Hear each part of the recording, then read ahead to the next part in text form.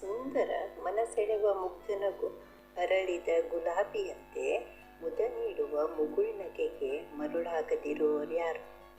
ಈ ಬಾಲ್ಯ ಕಿಲಕಿಲ ನಗುವಿನಿಂದ ಸಂಪನ್ನ, ನಾಳೆಯ ಚಿಂತೆಯಿಲ್ಲ, ಯಾವುದೇ ಜವಾಬ್ದಾರಿ ಇಲ್ಲದ ನಿಶ್ಚಿಂತ ಜೀವನದ ಸುವರ್ಣ ಕಾಲ. ಅದಕ್ಕೆ ಹೇಳೋದು student life is A golden life.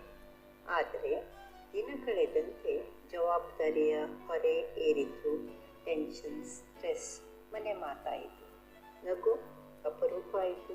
ಖುಷಿಯ ಖಜಾನೆ ಯಾವಾಗ ಎಲ್ಲಿ ಕಳೆದು ಹೋಯಿತು ಅಂತ ಅರಿವಾಗದೇ ಇತ್ತು.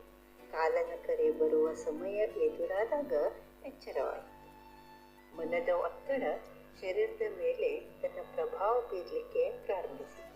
ಹೃದಯಾಘಾತ, BP, ಶುಗರ್ ಇತ್ಯಾದಿ ಪರ್ಮನೆಂಟ್ ಆಗಿ ನೆಲೆಯೂರಿತು. ಈಗ ಮಾತ್ರೆ, ವ್ಯಾಯಾಮ, ಪ್ರಾಣಾಯಾಮಕ್ಕೆ ಮೊರೆ ಹೋಗುವ ಕಾಲ ಬಂತು.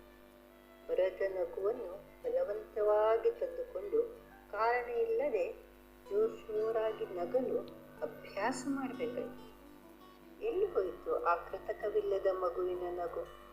ಮಗುವಿಗೆ ನಗಲು ಯಾರಾದರೂ ಕಲಿಸಿಕೊಟ್ಟರ?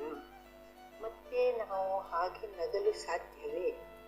ಟೆಂಪರರಿಯಾಗಿ ಅಲ್ಲ, ಜೀವನ ಪೂರ್ಣ ನಗು ನಗುತ್ತಾ ಕಳೆಯಲು ಸಾಧ್ಯವಿಲ್ವಾ? ಪ್ರಯತ್ನಿಸಿ ನೋಡೋಣ.